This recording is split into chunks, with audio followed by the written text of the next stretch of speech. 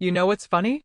Everyone talks about retirement, grandkids, and Medicare after 60, but almost no one talks about sex.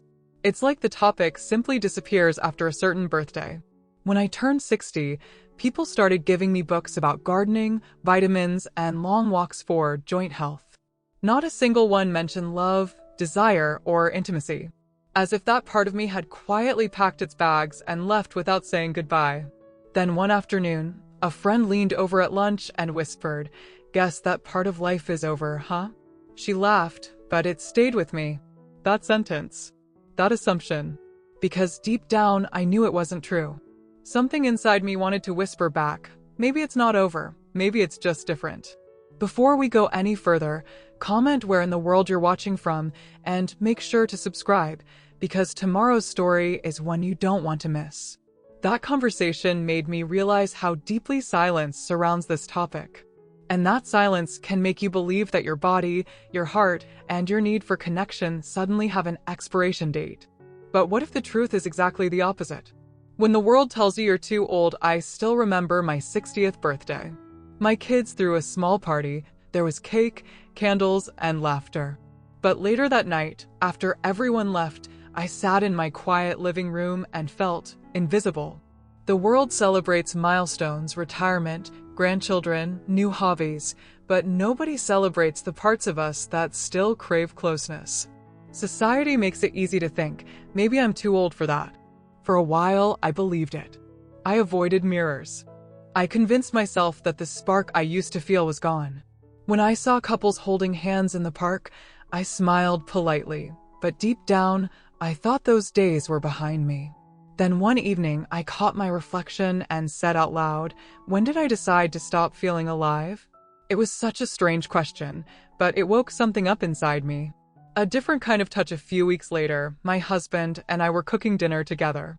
The radio was playing an old jazz tune, something from the 70s we used to dance to. I laughed when he tried to twirl me in the kitchen, nearly dropping a pan in the process. But then something happened.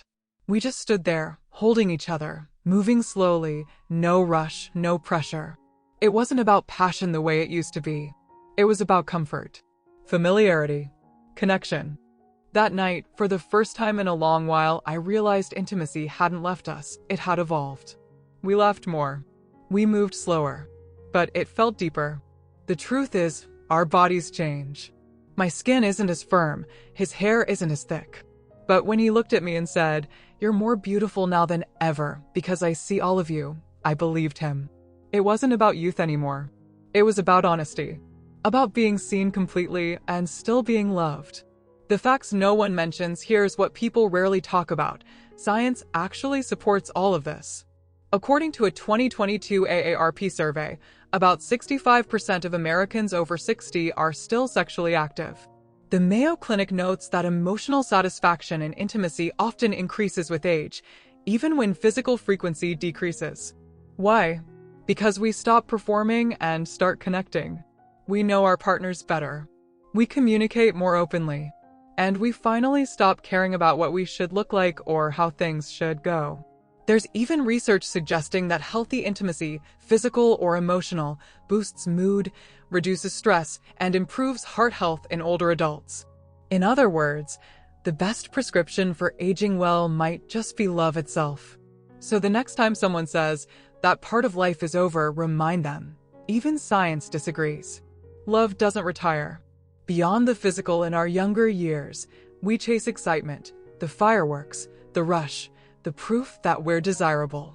But in our later years, we discover something far more powerful: presence. Now, mornings are my favorite time. We drink coffee together, watching the sun rise through the window. No words, just quiet company. That moment feels more intimate than any grand gesture from our youth. We no longer need to prove anything. We don't count how many times or compare to anyone else. We just appreciate that connection still exists. At this age, love becomes less about desire and more about devotion. It's about gratitude, the kind that says, "I'm thankful you're still here.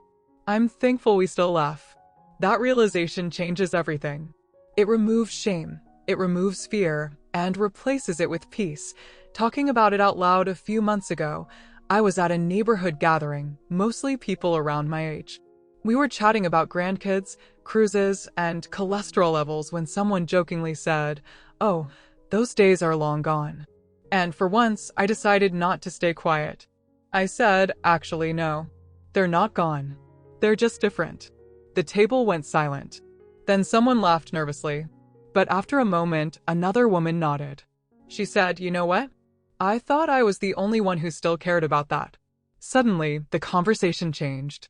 People started opening up, sharing stories about connection, companionship, rediscovering themselves after loss.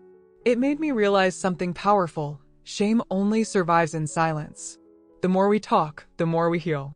Because when we hide this part of ourselves, we shrink. But when we speak honestly, we remind each other that we're still alive, still human, still capable of love. These days, I see aging differently. Maybe the body slows down, but the heart keeps dancing. There's a quiet beauty in this stage of life. We've learned to love without rushing, to touch without fear, to appreciate moments instead of chasing perfection. If I could talk to my younger self, I'd tell her this: don't fear getting older. The intimacy you'll find later in life won't be about proving your worth, it will be about understanding it. The beauty of aging is realizing that affection, tenderness, and connection only grow stronger if we let them. So if anyone ever tells you that sex after 60 isn't real, smile and say, "It's better than ever, just different." Because love doesn't retire. It evolves.